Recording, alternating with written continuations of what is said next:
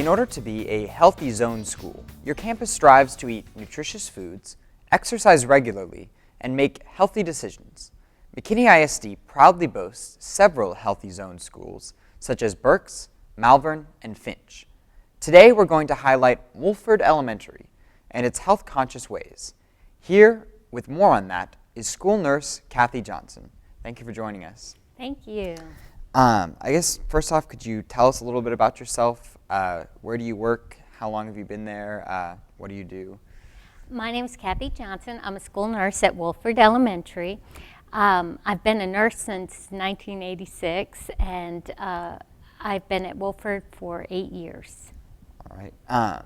So you said you've been a nurse since 1986. Very long time. Where has that career taken you? Well, I was an Army nurse first. After graduating from college, I went in as a second lieutenant in the Army, and I traveled and worked in Georgia. I worked in South Korea, Thailand, Washington, D.C. After I got out of the Army, I was a legal nurse consultant and a case manager as well, before coming into school nursing. See, very neat. And also, you've won quite a few prestigious awards. I think I have a couple here. You were the School Nurse of the Year for Texas in 2013, the D Magazine Excellence in Nursing Award. As you said, you were in the Army for 6 years and you attained the rank of captain. That's a very impressive resume, I have to say. Could you tell us a little bit about that? What went into getting those awards? Sure. I feel very fortunate. It was really neat. The McKinney had just started doing a School Nurse of the Year award, and I was fortunate enough to get it for the first time here in our district. Then it went on to Region 10, and I won there, and then it went down to state. And then was recognized at the national level, too. They posted all the state winners, so that was very nice. That's very awesome. What do you feel is your specific role or mission as a school nurse? It's really always expanding. It keeps getting larger and larger. Students are more ill coming to school. About 30% of our students have medical conditions, chronic medical conditions that require attention at school. And in addition to taking care of the kids who have chronic conditions, we really are trying to promote wellness for both the students and the staff, all our screenings and gathering all that data. So it constantly is growing and getting larger. I see. And you said kind of over the years you've seen more and more kids coming in with these sort of illnesses, and your role has expanded.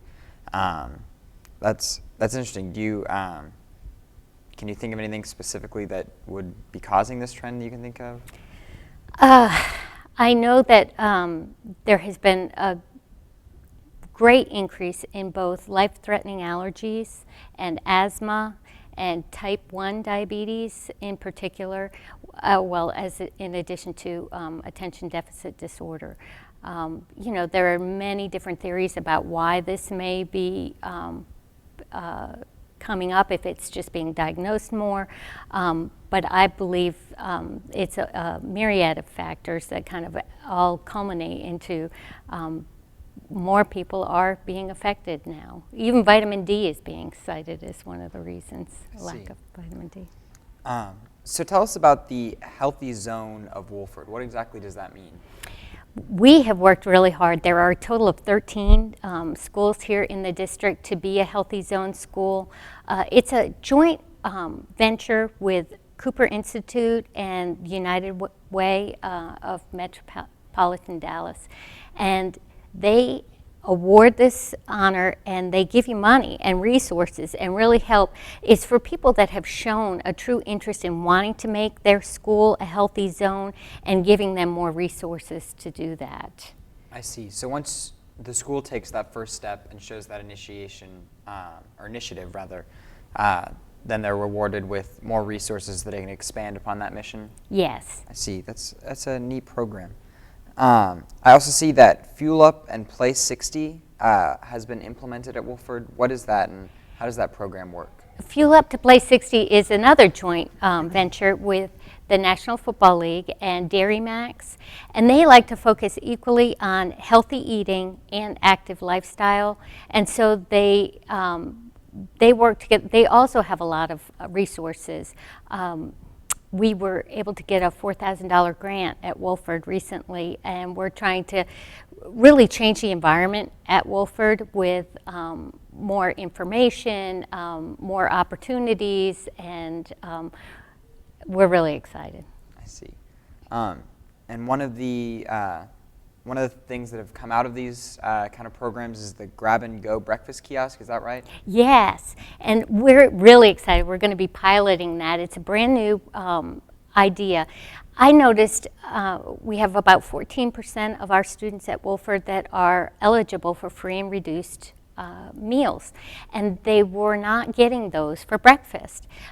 We had a pretty low number of kids getting breakfast. Part of that, I think, is people are rushed in the morning. Also, there's a great number of students that come in for morning tutoring. They come in for before school activities, choir, other activities, and for 0 hour. So trying to get to school for 7 o'clock and eat breakfast before then has been really tough. It'll be an actual kiosk like you see in the mall, and people can just grab their breakfast and put in their number and take it to class and eat in class. I see. That's a very neat idea. And when did you start implementing this? The cart was shipped yesterday. We're hoping to get it all set for December 3rd, so we're very excited. That's very exciting. And you said that you're kind of piloting the program. Is that for the district? Yes. We got money from that Fuel Up to Play 60 to help purchase the cart and to promote it, and we're really looking forward to having more kids have breakfast because it makes such a difference. There's so much research that shows how important breakfast is for students to do their best achievement, their best behavior. I was seeing lots of kids in the clinic with stomach aches and headaches who just hadn't been eating breakfast before coming to school. So I hope this will help. Absolutely. And so do you think that if it is successful at your school, that the district will maybe look into expanding it to other elementary schools or even middle schools and high schools? I think that's a possibility. We know there will probably be some growing pains. We've tried to think about issues that may come up, but I'm sure we haven't thought of everything. Right now, there are several schools, our Title I campuses, that do have breakfast in the classroom. This is a little bit different than that. The breakfast in the classroom is delivered and handed out to everybody in the classroom. This will be, they can grab things a la carte or take a full breakfast in it that'll be prepackaged in a bag and take it.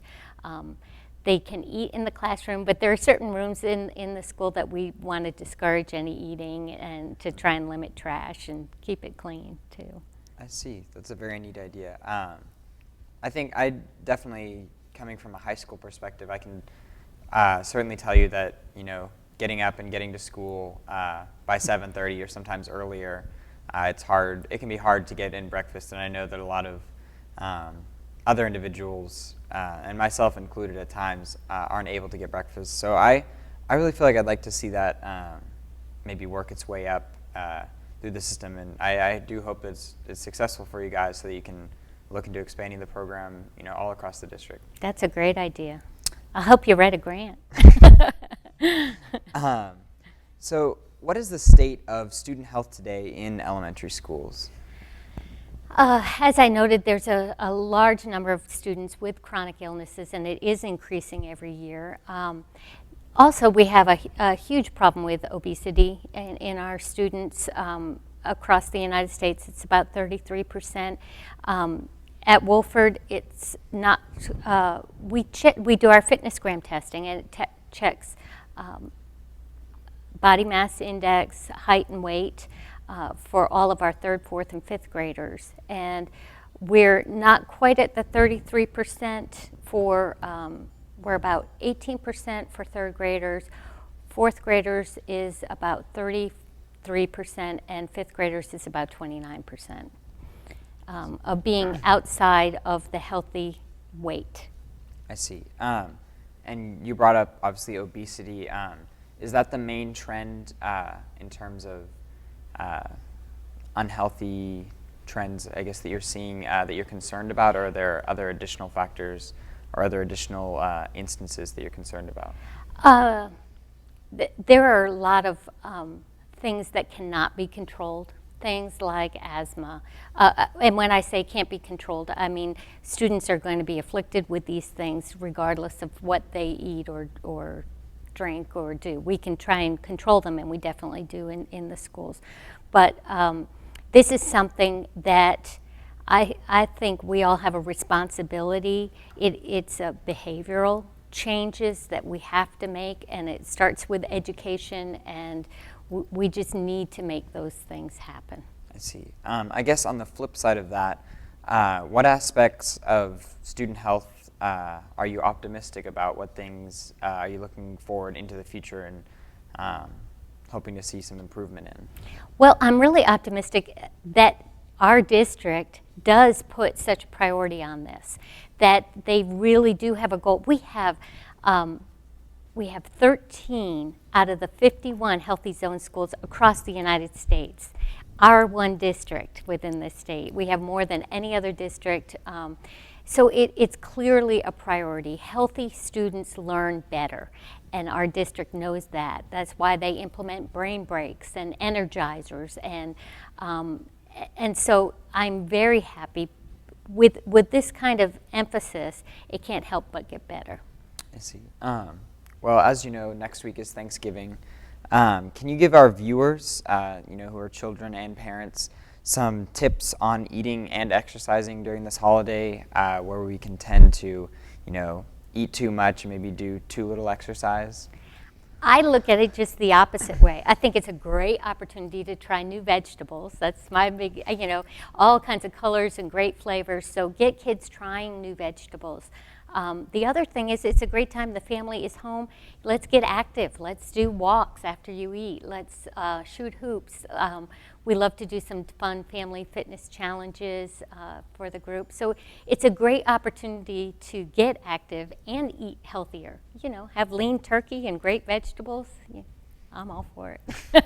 Absolutely, a fantastic opportunity.